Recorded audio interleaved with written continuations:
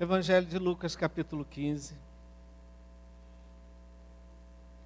Eu pensei em não ler, porque é uma parábola que a gente já leu tantas vezes, mas é uma falta de respeito muito grande deixar de ler uma palavra que sempre traz um refrigério para a nossa vida. Amém? Lucas 15, versículos de 11 a 32, diz assim: certo homem tinha 2 filhos. O mais moço deles disse ao pai: pai, quero que o senhor me dê a parte dos bens que me cabe. E o pai repartiu os bens entre eles. Passado não muitos dias, o filho mais moço, ajuntando tudo o que era seu, partiu para uma terra distante e lá desperdiçou todos os seus bens, vivendo de forma desenfreada. Depois de ter consumido tudo, sobreveio àquele país uma grande fome, e ele começou a passar necessidade. Então foi pedir trabalho a um dos cidadãos daquela terra, e este o mandou para os seus campos a fim de cuidar dos porcos. Ali ele desejava alimentar-se das alfarrobas que os porcos comiam, mas ninguém lhe dava nada. Então, caindo em si, disse: quantos trabalhadores de meu pai têm pão com fartura, e eu aqui estou morrendo de fome. Vou me arrumar, voltar para o meu pai e dizer: pai, pequei contra Deus e diante do Senhor. Já não sou digno de ser chamado de seu filho. Trate-me como um dos teus trabalhadores. E arrumando-se, foi para o seu pai. Vinha ele ainda longe, quando seu pai o avistou, e compadecido dele, correndo, o abraçou e beijou. E o filho lhe disse: pai, pequei contra Deus e diante do Senhor, já não sou digno de ser chamado de seu filho. O pai, porém, disse aos servos: tragam depressa a melhor roupa e vistam nele. Ponham um anel no dedo dele e sandália nos pés. Tragam e mate o bezerro gordo. Vamos comer e festejar, porque este meu filho estava morto e reviveu. Estava perdido e foi achado. E começaram a festejar. Ora, o filho mais velho estava no campo, e quando voltava, ao aproximar-se da casa, ouviu a música, as danças, chamou um dos empregados e perguntou o que era aquilo. E ele informou: seu irmão voltou, e por tê-lo recuperado com saúde, o seu pai mandou matar o bezerro gordo. O filho mais velho se indignou e não queria entrar. Saindo, porém, o pai procurava convencê-lo a entrar.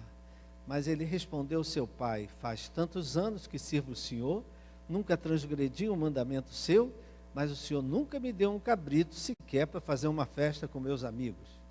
Mas quando veio esse seu filho, que sumiu com os bens do Senhor, gastando tudo com prostitutas, o Senhor mandou matar o bezerro gordo para ele? Então o pai respondeu: meu filho, você está sempre comigo, tudo que eu tenho é seu, mas era preciso festejar e alegrar-se, porque este seu irmão estava morto e reviveu, estava perdido e foi achado. Que Deus abençoe a leitura da sua palavra. Pai querido, amado, nós clamamos pela presença do Espírito Santo, falando aos nossos corações. Agora mesmo estavam falando que o Espírito Santo fala. Então, Pai, que teu Santo Espírito fale com liberdade ao coração de cada um, que essa palavra não volte vazia, mas cumpra o teu propósito na vida de cada um de nós. Muito obrigado, nós te agradecemos no nome de Jesus. Amém. Eu creio que nós nunca vivemos um tempo, queridos, em que está tão visível, é tão notório o conflito que existe entre gerações. O conflito que existe entre uma geração mais velha e uma geração mais nova.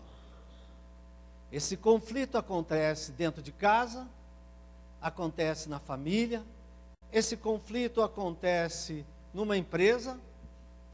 A empresa tem aqueles que são os mais velhos, tem aqueles que são os mais novos. Esse conflito acontece nas faculdades, acontece nos colégios, nas escolas, não é? Minha filha é professora e fala da luta que é entre os professores antigos e os professores novos.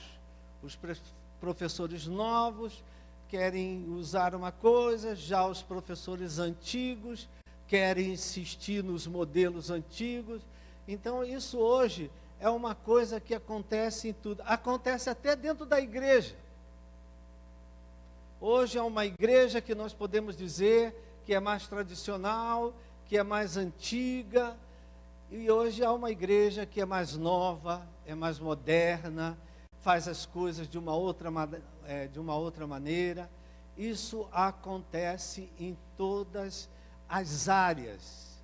Isso acontece até dentro da nossa própria denominação.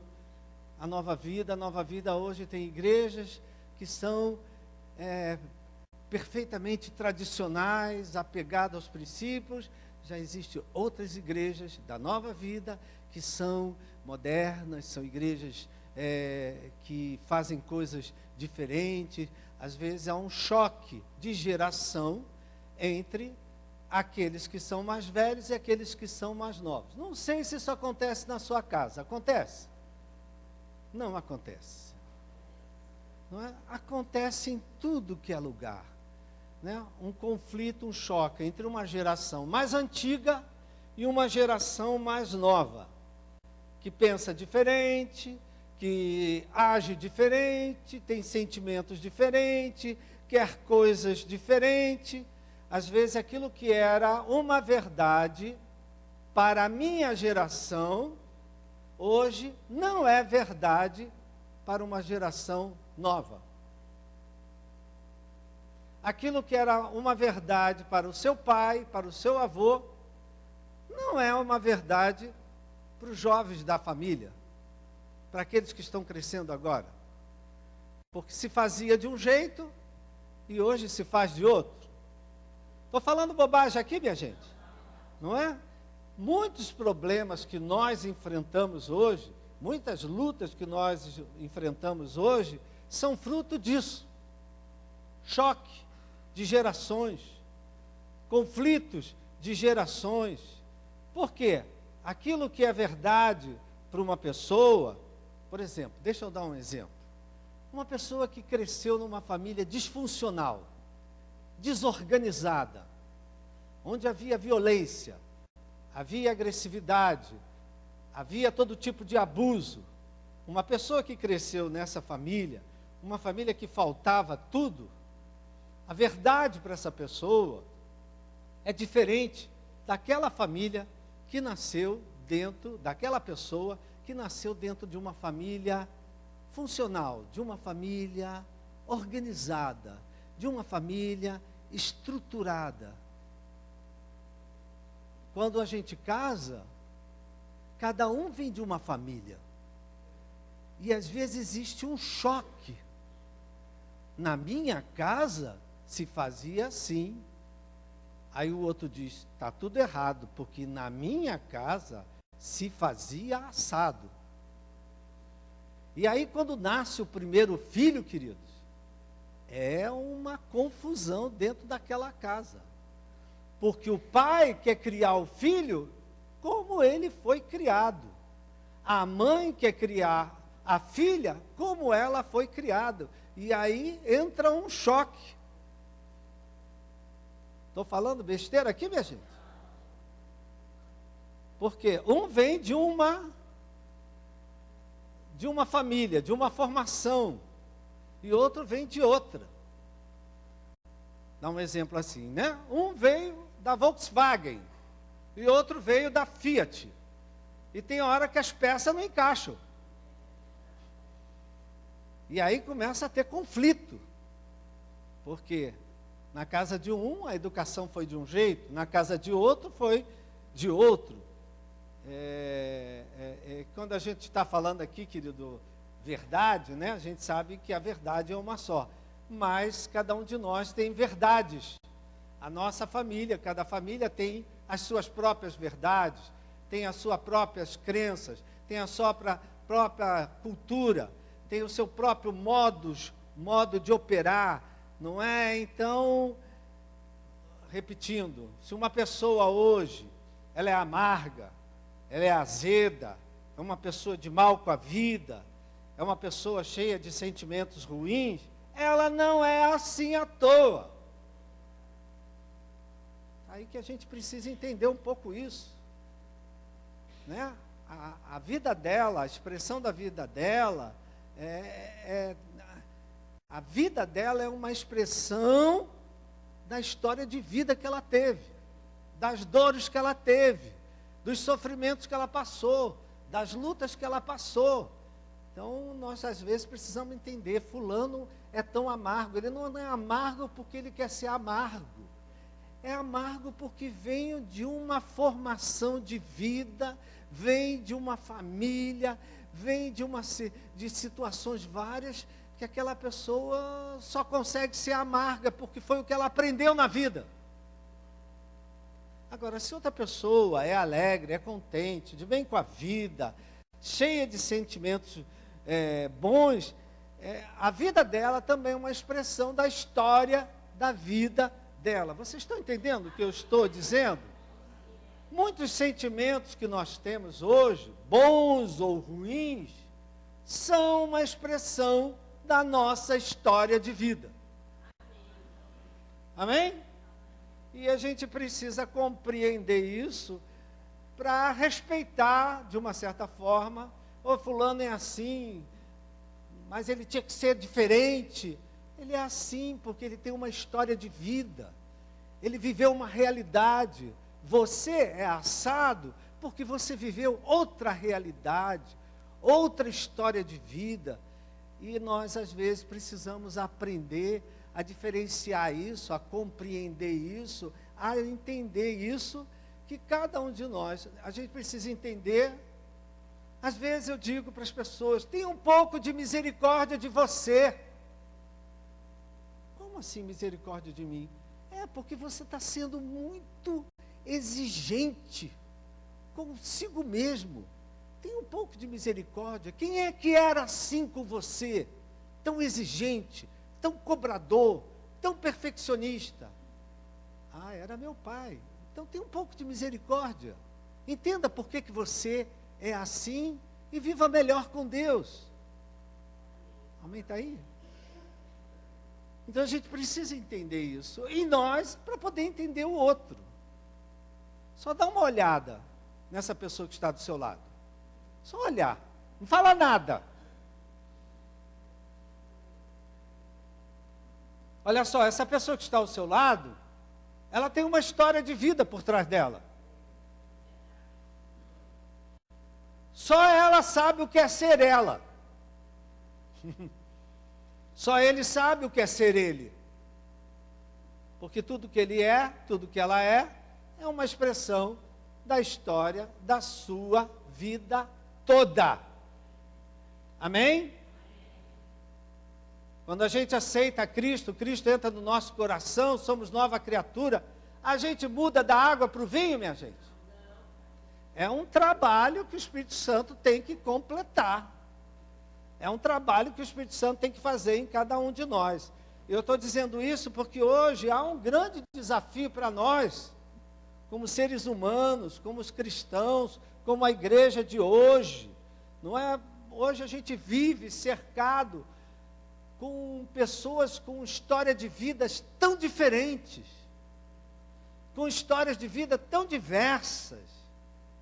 E às vezes é difícil para nós respeitar a história de vida do outro, a maneira de ser do outro. Como eu dizia, querido, o outro, só o outro sabe o que é ser o outro. Só você sabe o que é ser você carregando a história de vida que você tem. Ninguém sabe o que é ser você. Ninguém aqui sabe o que é ser pastor Roberto. Ninguém aqui sabe o que é ser a irmã Zilda. Ninguém aqui sabe o que é ser pastor Rafael. Quem é que sabe? cada um. Eu é que sei o que é ser eu. Amém, querido? Você é que sabe ser quem você é.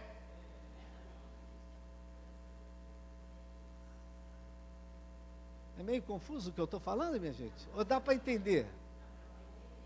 Então, eu estou falando disso, querido, porque a gente precisa aprender a respeitar que cada pessoa tem uma história de vida, cada pessoa teve uma educação, cada pessoa teve uma criação. Às vezes, é tão difícil isso no casamento. Por exemplo, vou pegar o exemplo aqui da Zilda, que está chegando. Zilda, quantos anos você é casada com Zé? 25 só? 55 anos. Zilda, conta aqui pra gente, o Zé está trabalhando, ele não está aqui, então a gente pode conversar. Não tem uma hora que você e o Zé, um quer uma coisa e o outro quer outra? Com 55 anos de casado, isso ainda acontece, Zilda. Acontece, querido. Então, olha aí, ela quer ver um programa de televisão, ele quer ver outro. Isso não acontece na casa de ninguém.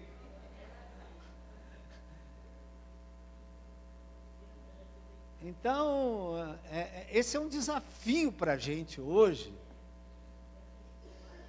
Respeitar uns aos outros. O outro tem o direito de ser assim, como você tem o direito de ser assado. O outro teve uma educação, você teve outra. O outro veio de uma família que não era família. Era um ajuntamento, onde só tinha briga, violência. O outro veio de uma família, onde todo mundo sentava, se abraçava, brigavam muito, mas no final sentava todo mundo em paz, à volta da mesa. Então, cada um aqui tem uma história de vida. Por que eu estou dizendo isso, querido? Porque Jesus, ele respeitava a história de vida de todos aqueles que procuravam por ele. O Senhor Jesus, ele respeitava os sentimentos de cada um. Cada um que o procurava, ele dialogava, ele conversava, ele procurava saber alguma coisa, para até entender com quem que ele estava lidando. Nós falamos exemplos aqui do pai que chegou com o filho doente, da mãe que veio buscar ajuda em Jesus. Jesus conversava, dialogava, assim como que para entender a história da vida daquela pessoa. Essa é uma maneira que Jesus nos ensina a evangelizar, querido. Quer evangelizar, meu irmão? Escuta o que o outro fala. Escuta a sua história de vida. Em vez de ficar botando o dedo, está errado, você tem que fazer isso, você tem que fazer aquilo. Jesus não fazia isso nunca. Jesus ouvia, Jesus escutava. Depois é que ele fazia as suas intervenções. Então isso é uma forma de evangelizar. Ouvir as pessoas contando as suas histórias de vida, as suas dores, os seus lamentos, as suas perdas. Jesus, ele fazia isso de uma forma muito especial. Ele ficava ouvindo as pessoas. Depois, como eu dizia e repito, Jesus primeiro ele era humano.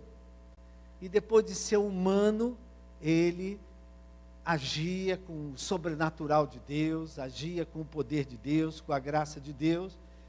E eu trouxe essa parábola mais uma vez, porque o pai dessa parábola é um exemplo para nós, é um exemplo para mim e é um exemplo para vários aqui.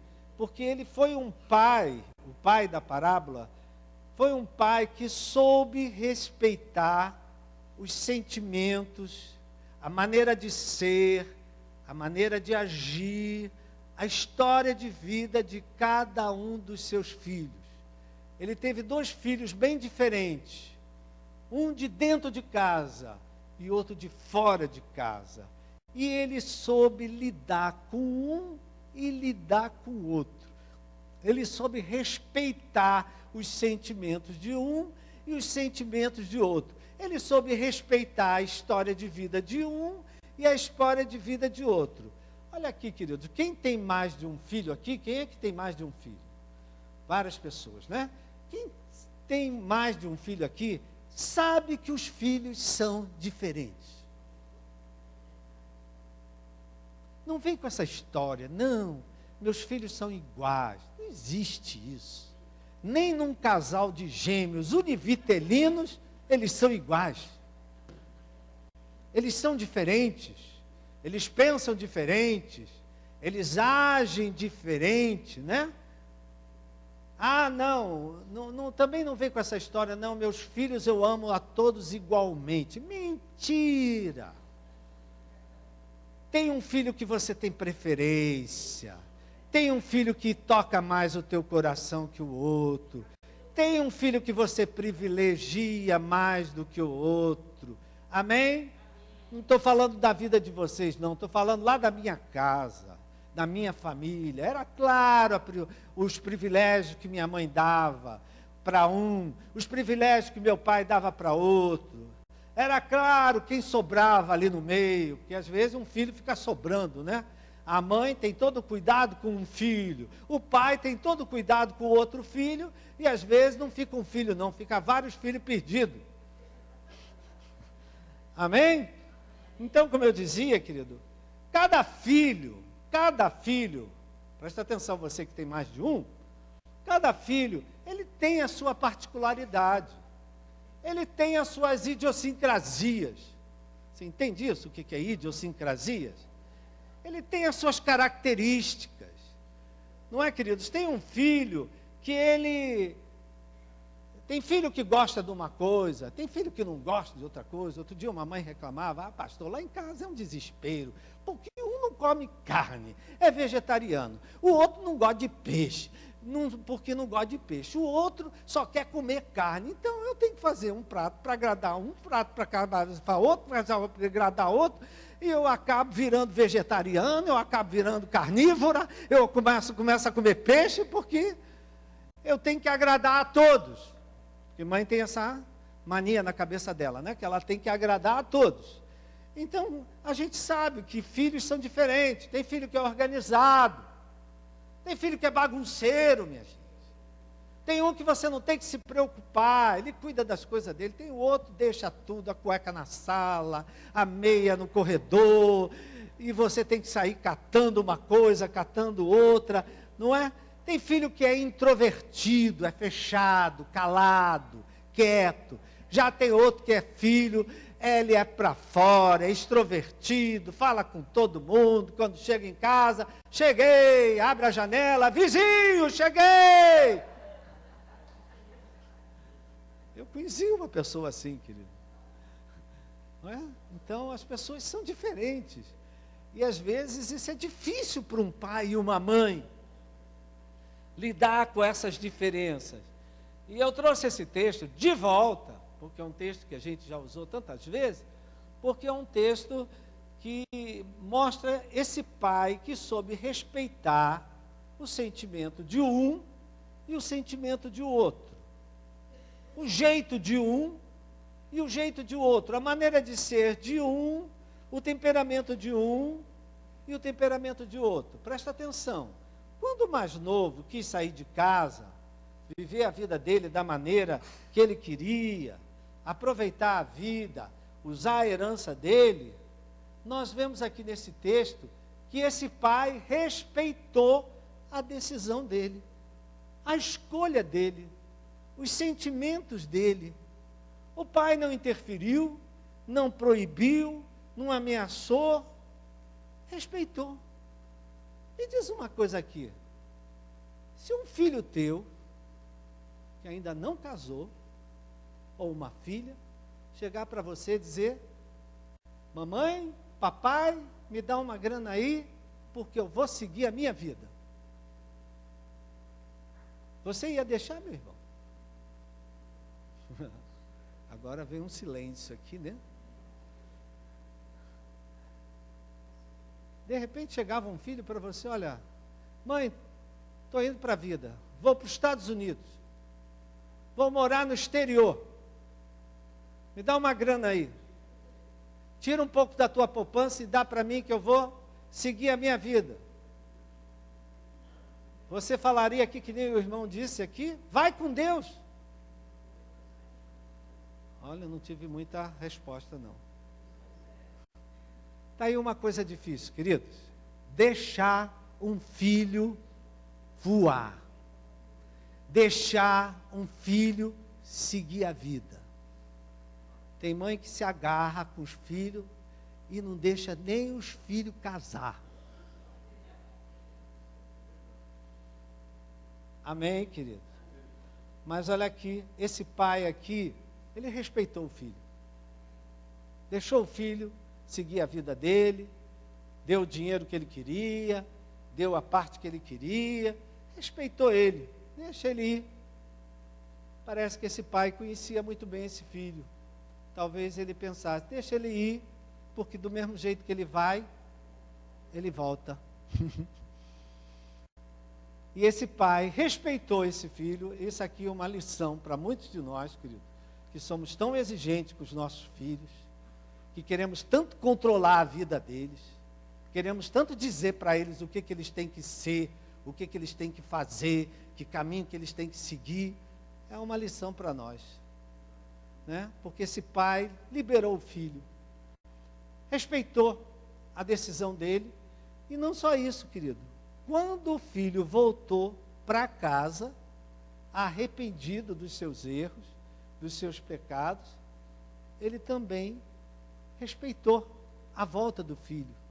Ele não deu um tratamento diferente para o filho, ele não excluiu o filho, ele não ameaçou o filho, não. Ele como pai, ele recebeu o filho de volta. Talvez alguns de nós, como eu, um dia saímos de casa, seguimos a nossa vida, quebramos a cara, fizemos uma opção de coisas erradas. Não estou falando de casamento, estou falando de vida ainda de solteiro. Eu vou fazer isso, eu vou morar em tal lugar, eu vou fazer aquilo. Fizemos uma opção de burrada, um dia caímos em si, que burrada, o que eu estou fazendo aqui? Eu tenho uma casa, eu tenho um pai, eu tenho uma mãe, eu vou voltar para a casa do meu pai e da minha mãe. Alguém aqui já fez isso? Eu já. E esse pai recebeu ele com carinho, não é?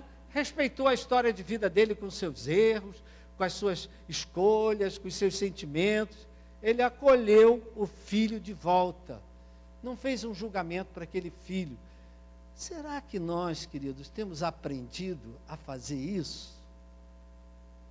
Dar espaço para os nossos filhos, para eles fazerem o que eles querem, ser quem eles querem, e estar de braços abertos para receber eles de volta, caso os planos deles não deem certo, receber ele de volta em casa. Amém, graças a Deus, não é? O Espírito Santo está fazendo uma obra na nossa vida. Então, esse pai aqui me ensina muito, querido. Me ensina como pastor. Porque quantas vezes na igreja, alguém chega na igreja, a gente recebe, trata, cuida dela, com todo carinho, e um dia ela chega, pastor, me dá a sua bênção, que acabou o meu tempo aqui. E eu digo, Deus te abençoe, vai com Deus. Agora não esquece que a porta da igreja está aberta. Se um dia quiser voltar, nós estamos aqui. E quantos eu já vi ir, e quantos eu já vi voltar. Amém? Que o Espírito nos ensine, queridos, a fazer isso dentro da nossa casa, com os nossos filhos. Não é? Qual é o filho que te dá mais trabalho? Não precisa responder, não. Mas pensa aí dentro aí, qual é o filho que te dá mais trabalho, que te dá mais preocupação? Não é? Ame o teu filho do jeito que ele é. Tenha paciência com ele. Tenha paciência com ele, porque você também deu muito trabalho para o teu pai e para a tua mãe. Já esqueceu todo o trabalho que você deu para o teu pai e para a tua mãe? Agora teu filho está passando a limpo aquilo que você fez no rascunho. Amém? Vocês estão aí, minha gente? Vocês ainda me amam? Mas esse pai aqui dá um exemplo, querido, porque ele soube lidar com o filho e da mesma forma ele respeitou aquele filho que ficou em casa. Você notou aí, eu fiz questão de ler o texto outra vez, o que ficou em casa não ficou satisfeito com a volta do irmão. Ele não aceitou a volta do irmão para casa. Ele endureceu o coração dele. Ele tinha dificuldade de perdoar. Ele tinha dificuldade de acolher de volta. Como depois de tudo que ele fez, ele volta dizendo que se arrependeu? Como receber de volta ele agora? Depois de tudo que ele fez, depois de tudo que ele aprontou, agora volta e ainda ganha presente, e ainda ganha festa, e ainda ganha um lugar na mesa. O filho mais velho, querido, não aceitou isso. Ficou indignado. Ficou insatisfeito. Não aceito isso. E eu que fiquei aqui? Eu fiquei aqui. Eu sempre fiz tudo o que o pai queria. E agora chega esse que foi para o mundo, gastou tudo, aí diz que volta arrependido. E o pai dá tudo de volta para ele. Como? Ele não aceitou, querido. Houve uma insatisfação dele, uma indignação dentro dele. Aí o pai chegou para ele e disse: meu filho, o mais velho, tudo que eu tenho é teu. Amém? Mas importava que nós ficássemos alegres, porque teu filho, teu irmão, estava morto e reviveu. Para aquele pai era como se aquele filho tivesse morrido. Então a volta dele era motivo de grande alegria. E apesar, interessante aqui, né, da indignação do filho mais velho, do azedume dele, a insatisfação, esse pai respeitou os sentimentos daquele filho. O pai não julgou aquele filho, não disse: você está errado, você tem que aceitar teu irmão, você tem que abrir. O pai aceitou a indignação, a insatisfação. Olha aqui, querido, aprenda alguma coisa. Tem filho, querido, que comanda a casa com a sua insatisfação, com a sua indignação, com a sua língua ferina. Por esse filho, o outro nem entrava em casa. Ele não daria espaço para esse irmão voltar para casa.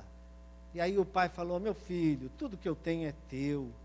Mas nós vemos aqui que o pai respeitou os sentimentos desse filho mais azedo, esse filho mais amargo, esse filho mais duro.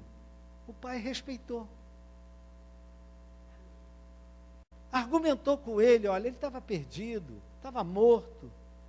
Interessante, né? Parece que o pai deu um tempo para o seu filho mais velho, né? Para ver se ele absorvia a volta do irmão para casa. Infelizmente, existem pessoas assim, queridos, que não absorvem um filho que volta, não absorvem o irmão arrependido que volta, não absorvem aquele que errou, caiu, mas volta para a casa do pai. Né? Esse pai aqui parece que deu um tempo. Tem gente, querido, que é como Esaú. Esaú precisou de 20 anos para se reconciliar com Jacó. Amém? Estou falando de coisa que está na Bíblia, querido, e coisa que está dentro da nossa casa, está dentro da nossa família, está dentro da nossa igreja. E esse pai, ele teve flexibilidade, ele teve domínio próprio, ele teve mansidão para lidar com um filho que era difícil e com um filho que era muito difícil. Amém? Às vezes a gente pensa que o pior é aquele que é rebelde, que sai, que faz, apronta, né? Mas às vezes tem um que está dentro de casa que é pior do que aquele que foi para lá, para o mundo, seguiu a vida. Vocês estão aí, minha gente? Estão muito calados hoje. Vocês querem que eu vá para casa? Eu vou para casa. Mas eu aprendo aqui muito com esse pai. Não é? Esse pai, ele soube lidar com um filho difícil, com um filho muito difícil. Nós também, querido, como cristãos, como testemunhas de Cristo, a gente tem que saber lidar com os irmãos difíceis. Tem irmãos difíceis? Tem irmãos difíceis? Tem muito irmão difícil, querido, que é difícil de relacionar, que é difícil de lidar. Agora, meu irmão, aperta o cinto, porque além do difícil, existe aquele que é muito difícil. Aquele que é amargo, aquele que é azedo, aquele que está sempre com pedra na mão para atacar em você. E nós temos que aprender a lidar, tanto com um como com o outro. E quem faz essa obra, queridos, é o Espírito Santo. É por isso que sem o Espírito Santo a gente não faz nada. Nós temos que falar, nós temos falado que a igreja que vai manifestar, antes de falar isso, uma coisa que eu notei aqui, né? Esse pai teve que conviver com 2 filhos dentro de casa que não se cruzavam, que não se davam bem. Talvez o Espírito Santo esteja falando com alguém aqui. Talvez você tenha 2 filhos dentro de casa e um não fala com o outro. Problema deles. Um dia eles vão resolver. Não é você, papai, que tem que resolver. Não é você, mamãe, que tem que resolver. Se um não se entende com o outro, é problema deles. Amém? Ame os 2, cuide dos 2, trate os 2, e um dia essa questão que um tem com o outro, eles vão resolver. Amém? Eu já contei essa história e conto outra vez. Estava num retiro de juventude e um grande mover do Espírito Santo, e aconteceu uma situação que eu fui pedir perdão à congregação que nós éramos por uma coisa que tinha acontecido. E eu digo, olha, eu quero, em primeiro lugar, pedir perdão a vocês, por causa disso. E ficou um silêncio muito grande. Éramos mais de 200 jovens. Ficou aquele silêncio. E de repente, uma menina levanta e vai lá na frente e pede perdão ao irmão dela, que estava no retiro espiritual. Ela pede perdão ao irmão dela, com quem ela não falava há 7 anos, morando na mesma casa e dormindo no mesmo quarto. Porque pobre dorme tudo num quarto só, né, minha gente? Rico é que tem isso tudo, tem suíte. Mas pobre dorme tudo num quarto só. Não é? E às vezes dorme até com o pai e a mãe. E aí ela pediu perdão ao irmão. E a mãe dele e dela era a cozinheira do retiro. E aquele retiro, querido, o céu desceu.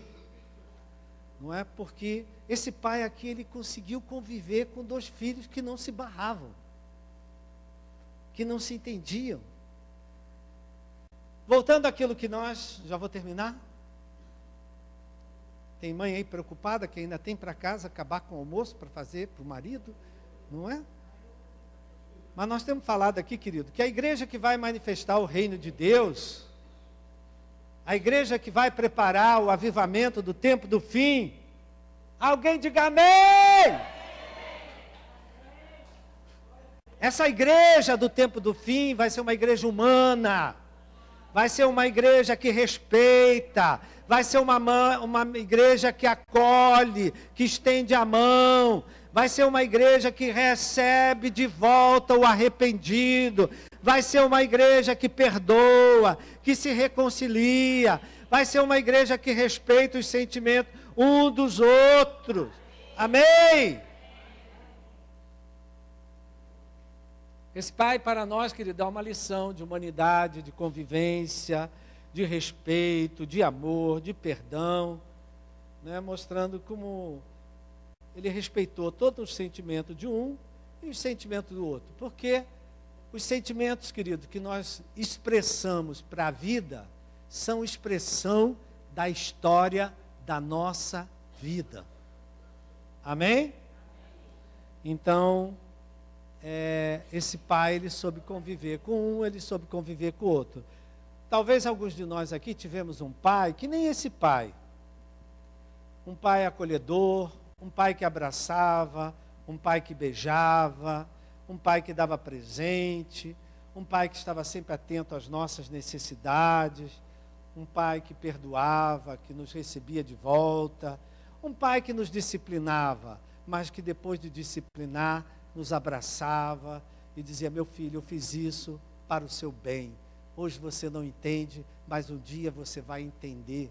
Quando você tiver os seus filhos, você vai entender o que eu fiz. Talvez alguns de nós tivemos um pai assim. Talvez outros aqui, querido, nem pai tiveram. Ou talvez tiveram um pai totalmente ausente, totalmente desinteressado, agressivo, que às vezes te chamava por nomes que te machucavam. Vamos entender, querido. Para você entender teu pai, quem aqui teve um pai? Só quem teve um pai. Todo mundo aqui teve pai. Entenda, meu irmão. Pergunta para o teu irmão: teu pai foi perfeito? Teu pai foi perfeito?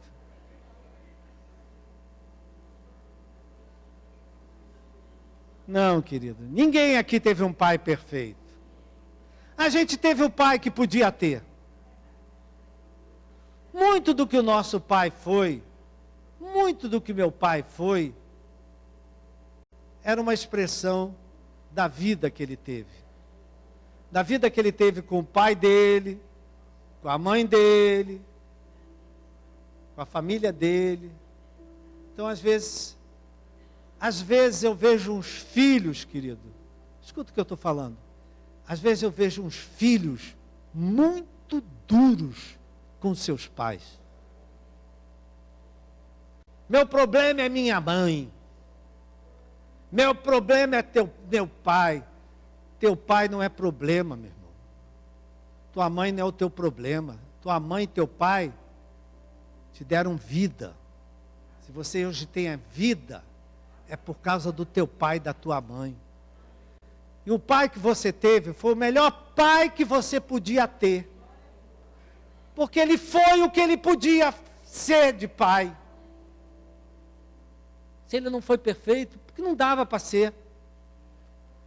Ele foi o que ele deu para ser pai. Se você tiver a coragem de olhar para você, que é pai ou mãe, você vai ver que você também não é perfeito. Mas você é o pai que dá para você ser. Vocês estão aí, minha gente? Então, queridos, para terminar, uma palavra aqui.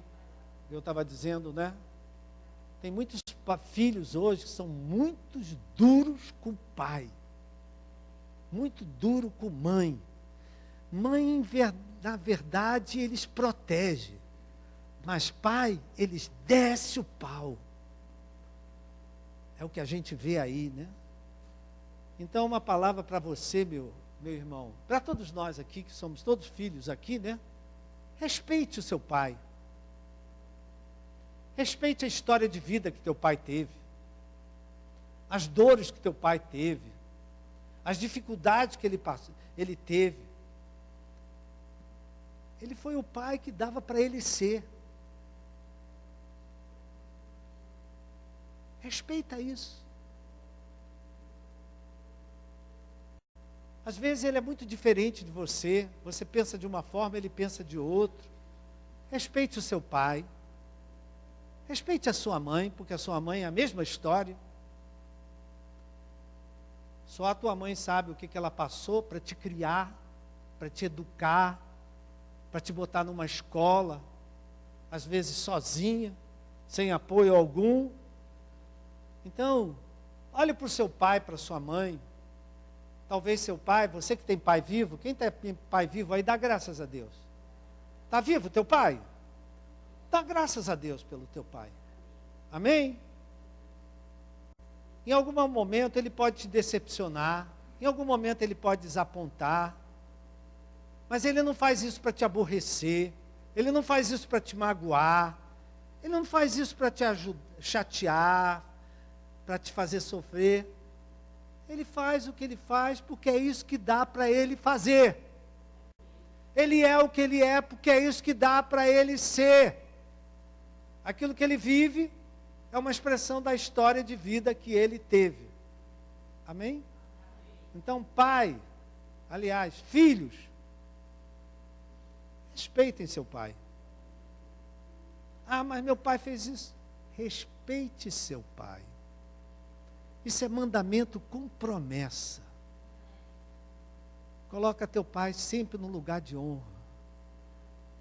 E quando você começar a julgar os erros do seu pai, para o momento e comece a julgar os teus erros como pai hoje.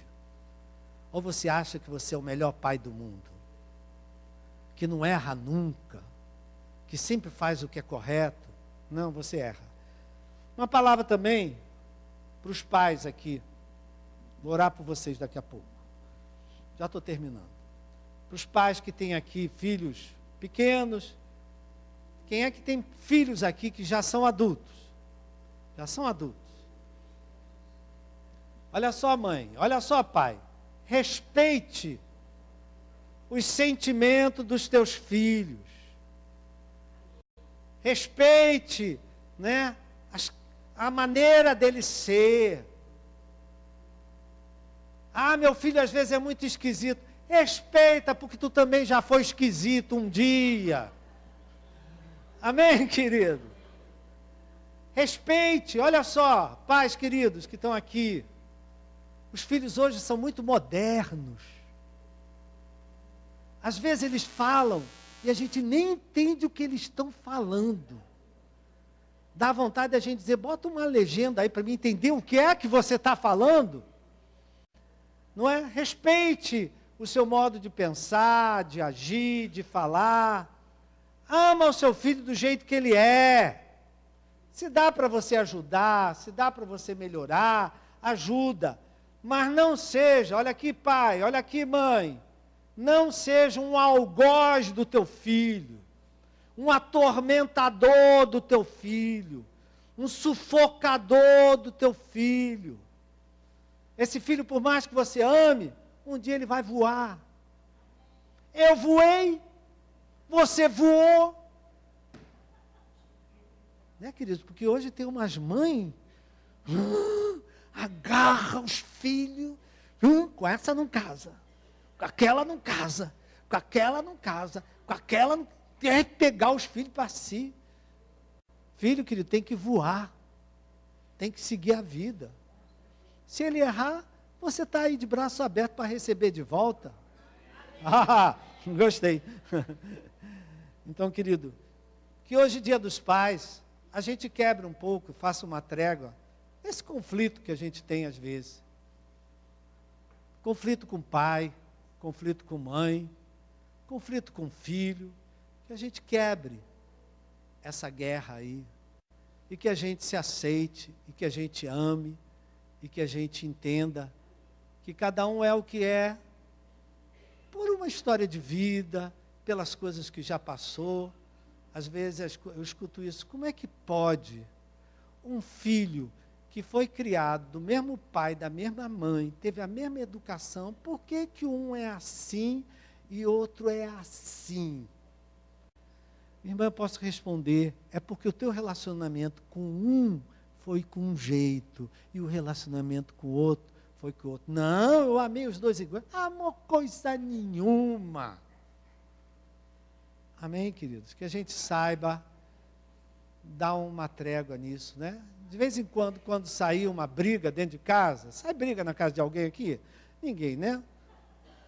Mãe com filho, pai com filho, vai lá, acalma, quieta, não é? Vamos se amar, vamos se perdoar, porque Deus é bom e Deus quer o melhor para todos nós. Amém? Uma salva de palmas ao Senhor.